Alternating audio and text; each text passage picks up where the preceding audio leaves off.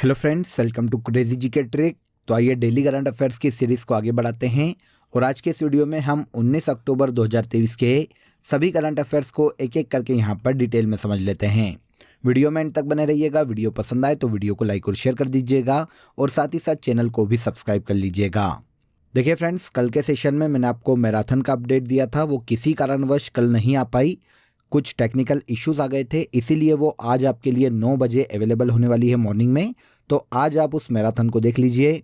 4 month के सभी important current affairs को वहाँ पर हमने डिटेल में समझा है, सभी को क्लब किया है। तो उस मैराथन पर एक बार ज़रूर जाएं और उसे ध्यान से देखें, क्योंकि जितने भी क्वेश्चन वहाँ पर हमने कलेक्ट किए हैं वो आपको डेफिनेटली आने वाली एग्जाम में देखने को मिल सकते हैं। आइए सबसे पहला क्वेश्चन देखिए आज के करंट अफेयर का। 4th पैरा एशियन गेम्स में भारत के ध्वजवाहक कौन होंगे? तो देखिए, हाल ही में एशियन गेम्स का आयोजन किया गया था। कहाँ पर? चीन के हांगझू में। तो यहीं पर अब देखिए 4th पैरा एशियन गेम्स का भी आयोजन किया जा रहा है, जिसमें भारत के अमित सरोहा और पारुल परमार भारत के ध्वजवाहक ओपनिंग सेरेमनी में होने वाले हैं। तो आंसर यहाँ पर भी हो जाएगा। आयोजन कब से कब तक किया जाएगा? तो देखिए 4th पैरा एशियन गेम्स का आयोजन चीन के हांगझू में 22 से लेकर 28 अक्टूबर तक किया जाएगा। देखिए, भारत के डिस्कस थ्रो के खिलाड़ी अमित सरोहा और गुजरात की बैडमिंटन खिलाड़ी पारुल परमार एशियन गेम्स की ओपनिंग सेरेमनी में भारत के फ्लैग बेरियर होने वाले हैं। भारत की ओर से इस बार देखिए पैरा एशियन गेम्स में 17 खेलों में 309 खिलाड़ी पार्टिसिपेट करने वाले हैं। ये पैरा एशियन गेम्स है फ्रेंड्स, जिसकी शुरुआत देखिए 2010 में की गई थी। विकलांग एथलीटों के लिए ये अलग से आयोजित करवाई जाती है। एशियन गेम्स के बाद में आयोजनकर्ता एशियन पैरालंपिक कमेटी है और इसके अलावा जो लास्ट बार इसका आयोजन कराया गया था वो 2018 में इंडोनेशिया के जकार्ता में करवाया गया था और अब 2023 में 4th पैरा एशियन गेम्स का आयोजन चीन के हांगझू में करवाया जा रहा है। देखिए दोस्तों, अगर आपको मंथली करंट अफेयर्स की डिटेल PDF लेना है तो आप रूट एप्लीकेशन या क्रेजी जीके ट्रिक एप्लीकेशन से डाउनलोड कर सकते हैं। साथ ही आप वीडियो के कमेंट बॉक्स में भी लिंक दिया हुआ है, जहां से क्लिक करके आप ले सकते हैं। इन मंथली करंट अफेयर्स PDF में देखिए पूरे मंथ के जो सबसे ज्यादा एग्जाम रिलेवेंट क्वेश्चन होते हैं उन क्वेश्चन को यहाँ पर डिटेल के साथ प्रोवाइड किया गया है, जो एग्जाम के लास्ट टाइम रिविजन में आपको बहुत हेल्प करता है। तो एक बार जरूर क्लिक करें। चलिए आगे बढ़ते हैं। सेकेंड क्वेश्चन देखिए, विश्व स्वास्थ्य शिखर सम्मेलन 2023 का आयोजन कहाँ किया गया? तो देखिए, हर साल ही विश्व स्वास्थ्य शिखर सम्मेलन का आयोजन जर्मनी के बर्लिन में ही किया जाता है। तो इस बार 2023 में भी इसका आयोजन जर्मनी की कैपिटल बर्लिन में किया गया है। हेल्थ के अलग अलग टॉपिक पर चर्चा करने के लिए, अलग अलग डायमेंशंस पर चर्चा करने के लिए हर साल विश्व स्वास्थ्य शिखर सम्मेलन का आयोजन जर्मनी के बर्लिन में किया जाता है और विश्व के सभी देशों के जो प्रतिनिधि है वो यहाँ पर पार्टिसिपेट करते हैं। इस साल देखिए भारत की ओर से भारतीय केंद्रीय स्वास्थ्य और परिवार कल्याण राज्य मंत्री भारती प्रवीण पवार ने इस सम्मेलन में वर्चुअली पार्टिसिपेट किया है। A defining year for global health action 2023 में इस शिखर सम्मेलन की थीम है। जैसा कि अभी मैंने आपको बताया कि अलग अलग मेजर टॉपिक्स पर चर्चा की जाती है हर साल यहाँ पर। तो 2023 में जिन हेल्थ टॉपिक्स पर चर्चा की गई है उनमें देखिए भविष्य में महामारी की रोकथाम, तैयारी और प्रतिक्रिया के लिए कोविड-19 जैसी महामारी से कैसे सीखें, क्या क्या हमने सीखा है, इस पर चर्चा की जाएगी। यूनिवर्सल हेल्थ कवरेज के लिए प्रतिबद्धता और इसके अलावा sustainable health for people and planet, इन अलग अलग टॉपिक्स पर इस शिखर सम्मेलन में चर्चा की गई है। अब जैसा कि अभी मैंने आपको बताया कि विश्व स्वास्थ्य शिखर सम्मेलन हेल्थ से संबंधित एक अंतर्राष्ट्रीय सम्मेलन है जिसकी शुरुआत 2009 में की गई थी। सबसे पहली बार इसका आयोजन 2009 में किया गया था। इसका आयोजन हर बार जर्मनी की कैपिटल बर्लिन में ही किया जाता है। इसके बाद आगे आ जाइए।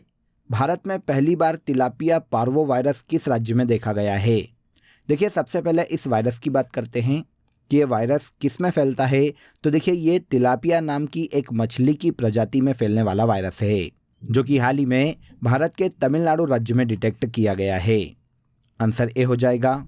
भारत के तमिलनाडु राज्य में देखिए रानीपेट जिले के तालाबों में तिलापिया नाम की मछली पाई जाती है। इसी में ये पार्वो वायरस मिला है, जिसके कारण तमिलनाडु राज्य में काफ़ी सारी मीठे पानी की मछलियों की मृत्यु हो गई है और जिस प्रजाति की मृत्यु हो रही है फ्रेंड्स, उसे ही तिलापिया के नाम से जाना जाता है। ये प्रजाति तिलापिया मछली के नाम से जानी जाती है। क्योंकि वहाँ के जो आम नागरिक है, वहाँ के जो मिडिल क्लास है फ्रेंड्स, वो इस मछली का सबसे ज़्यादा सेवन करते हैं।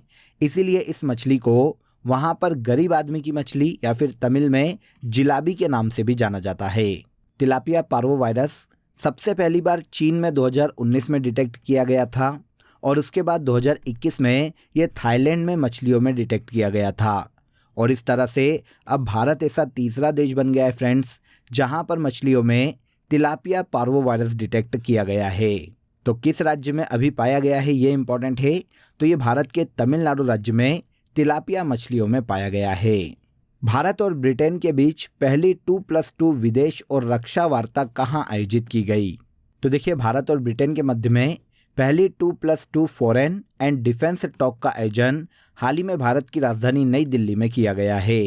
भारत और ब्रिटेन के मध्य में समग्र जुड़ाव और सहयोग को बढ़ावा देना, दोनों देशों के मध्य में संबंधों को बढ़ावा देने के उद्देश्य से इस वार्ता का आयोजन हाल ही में किया गया है। देखिए, इस वार्ता के दौरान दोनों ही देशों के जो डेलीगेट्स थे, उनके मध्य में दोनों देशों के मध्य व्यापार और निवेश को लेकर, टेक्नोलॉजी को लेकर, हेल्थ या एनर्जी को लेकर अलग अलग मुद्दों पर सहयोग के लिए चर्चा की गई है। तो पहली 2+2 फॉरेन एंड डिफेंस टॉक का आयोजन भारत और ब्रिटेन के मध्य में भारत की राजधानी नई दिल्ली में हाल ही में किया गया है। इसके बाद एक और क्वेश्चन देखिए, हाल ही में किस राज्य सरकार ने स्वच्छ त्योहार स्वस्थ त्योहार अभियान शुरू किया है? तो स्वच्छ त्योहार स्वस्थ त्योहार अभियान उत्तर प्रदेश सरकार के द्वारा हाल ही में चलाया गया है। आप सभी जानते हैं कि अभी फेस्टिवल सीजन चल रहा है। ऐसी कंडीशन में राज्य में उत्तर प्रदेश में जो लोग हैं वो अपने त्योहारों को, फेस्टिवल को स्वच्छ तरीके से मनाएं, मंदिर और उसके आसपास स्वच्छता को बनाए रखें, जिससे उनका स्वास्थ्य भी ठीक रहे। इसी उद्देश्य से उत्तर प्रदेश सरकार ने स्वच्छ त्योहार स्वस्थ त्योहार अभियान को शुरू किया है। राज्य में मंदिर परिसर और उसके आसपास के क्षेत्रों को साफ रखना इस पहल या अभियान का मुख्य उद्देश्य है। उत्तर प्रदेश की कैपिटल लखनऊ है फ्रेंड्स। योगी आदित्यनाथ यहाँ के चीफ मिनिस्टर के पद पर हैं और आनंदीबेन पटेल वर्तमान में इस राज्य के गवर्नर के पद पर है। तो स्वच्छ त्योहार स्वस्थ त्योहार पहल या अभियान उत्तर प्रदेश सरकार का एक इनिशिएटिव है। इसके बाद नेक्स्ट क्वेश्चन देखिए, हाल ही में नोबेल पुरस्कार विजेता लुईस ग्लुक का निधन हो गया। इन्हें किस क्षेत्र में नोबेल पुरस्कार प्रदान किया गया था? तो देखिए, लुईस ग्लुक जिनका हाल ही में निधन हो गया है, काफ़ी फेमस ऑथर है फ्रेंड्स, जिन्हें 2020 में साहित्य के नोबेल पुरस्कार से सम्मानित किया जा चुका है। कहाँ से बिलोंग करती है ये भी इम्पॉर्टेंट हो जाता है। तो ये अमेरिकी लेखिका है जिन्हें 2020 में साहित्य का नोबेल पुरस्कार दिया गया था। और इसके अलावा 1993 में इनके कविता संकलन द वाइल्ड आइरिस के लिए इन्हें पुलित्जर पुरस्कार से भी सम्मानित किया जा चुका है। अब अमेरिका की लेखिका लुईस ग्लुक का लंबी बीमारी के बाद निधन हो गया है। अब देखिए, ये तो बात हो जाती है लुईस ग्लुक की, जो कि अमेरिका की ऑथर रही है फ्रेंड्स। हाल ही में इनका निधन हो चुका है। अब 2023 के जो नोबेल विनर है उनकी हम एक बार यहाँ पर बात कर लेते हैं। एक बार इन्हें शॉर्ट में हम देख लेते हैं। तो 2023 में देखिए, चिकित्सा का नोबेल कैटलिन कैरिको और ड्रू विस्मैन को दिया गया। भौतिकी का नोबेल पीरे एगोस्टिनी, फेरेंक क्रॉस और एनी एल हुइलियर को दिया गया है। केमिस्ट्री के नोबेल की बात करें तो ये 2023 में मोंगी बावेंडी, लुइस ई ब्रूस और एलेक्सी आई एकिमोव को दिया गया है। इस साल 2023 में साहित्य का नोबेल जॉन फॉसे को दिया गया। शांति या पीस का नोबेल नरगिस मोहम्मदी को दिया गया है और इकोनॉमी का नोबेल क्लाउडिया गोल्डिन को दिया गया है। ये सभी 2023 में नोबेल पुरस्कार विजेता लोग हैं, इन्हें याद रखिएगा। वैसे क्रेजी जी के ट्रिक पर आपको एक शॉर्ट ट्रिक भी इसकी अवेलेबल है, आई होप आपने वो देख ली होगी। आगे आ जाइए, हाल ही में भारत के किस राज्य में कटी बिहू त्यौहार मनाया गया? तो देखिए, बिहू त्यौहार के बारे में आप सभी ने सुना होगा, आप सभी को पता होगा कि ये भारत में असम राज्य में मनाया जाता है। ये क्योंकि देखिए साल में 3 बार अलग अलग समय पर मनाया जाता है, इसीलिए इसे अलग अलग नाम से पुकारा जाता है। लेकिन मूल जो त्यौहार है वो बिहू के नाम से ही जाना जाता है। तो बिहू क्योंकि असम का त्यौहार है, इसीलिए कटी बिहू भी असम राज्य का ही त्यौहार है। असमिया कैलेंडर के अनुसार देखिए, कटी महीने में मतलब अक्टूबर माह में इस त्यौहार को राज्य में मनाया जाता है। इस साल यह त्यौहार राज्य में 18 अक्टूबर को मनाया गया। सामान्यतः कटी बिहू त्यौहार फसल के मौसम की नई शुरुआत के तौर पर मनाया जाता है। इस दिन तुलसी के पेड़ या पौधे के सामने दीपक जलाकर परिवार के अच्छे खुशहाली की या अच्छी फसल की कामना की जाती है। असम राज्य में कटी बिहू को ही कोंगाली बिहू कहा जाता है, क्योंकि इस समय तक आते आते राज्य के जो अन्न भंडार हैं, स्थानीय लोगों के जो अन्न भंडार है वो खाली हो जाते हैं, मतलब वो कंगाल हो जाते हैं, इसीलिए इसका नाम कोंगाली बिहू पड़ा है।